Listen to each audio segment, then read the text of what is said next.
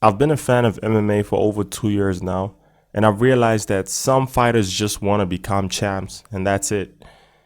And it's not like that's a bad thing because when you become champ, you gain a whole bunch of other benefits like endorsement deals, recognition, recognition from MMA casuals, which is important because at the end of the day, you're a brand, and the more people you attract to your brand, the more money you make. And who doesn't want to make money, right?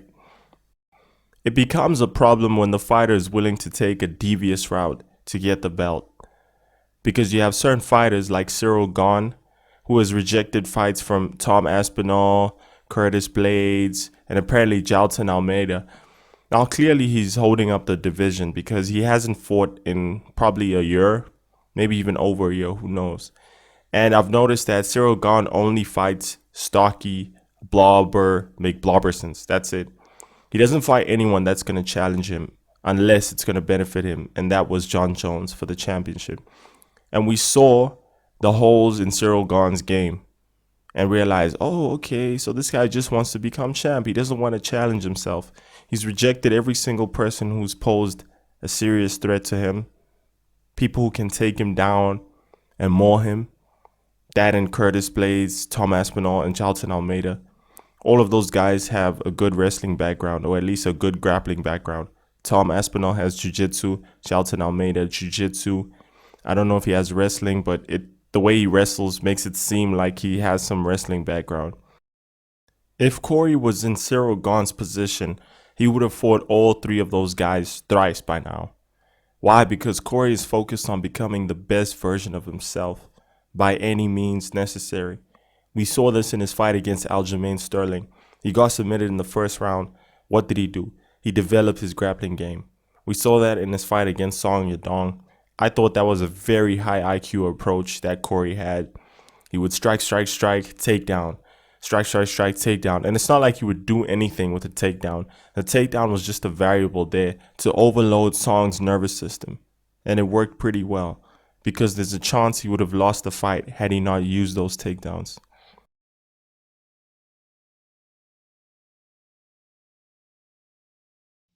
I wanted to ask you, Cory, you talked so much about making improvements in the time off. How did those improvements you made in that year off come into play in the fight tonight? I think they helped just because I made him think more. It wasn't just going to be a kickboxing fight against me. And I think that if I can continue getting better at the wrestling and I can make it so that people have to worry about that aspect too, I think it's just going to make my striking 10 times better. That's what I was going to point out. I was going to say, I think the biggest difference, and I realized what you were doing, and it's kind of the same thing I did against Jan, is just making him have to respect that. It's not just an MMA, actually it is an MMA fight. It's not just a kickboxing fight. And I think what you did, making him have to respect the takedown entries, even if you didn't get it, it's okay. And you did get the one takedown at the end, which was really nice, and I jumped over and I said, that's two takedowns, that's 2 points right there. But I thought it was beautiful how you blended everything in together, and I don't know, what else do you think that you have left to kind of unturn for the next evolution of Cory Sandhagen? I think I just need to keep getting better at the stuff I'm getting better at. Just keep getting better, man. I see this as like a beautiful art, and I'm just going to keep chiseling away at my art and just trying to get better and better every day. We also saw some grappling improvements in his fight against Umar, where he stuffed pretty much every single takedown. Granted, he lost the fight, but it was still a good display of takedown defense nonetheless. The most impressive part about that fight was that he didn't have to do it.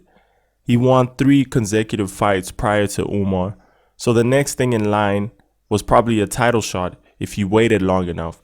But Cory's got that dog in him. Cory is a gangster. He told himself, no, I am not going to sit out like a chicken and hold up the division. I'm going to fight these new up-and-coming guys and see if I am currently the best version of myself, or there's still areas of my game that I need to improve in. Mind you, Umar was the guy everyone was avoiding. He's high risk, low reward. Everyone is just trying to get a title shot. So they only focused on fighting above unless they lose. Now, Cory didn't lose. He won 3 of his previous fights. And he still chose to fight Umar. If that ain't gangsta, I don't know what is.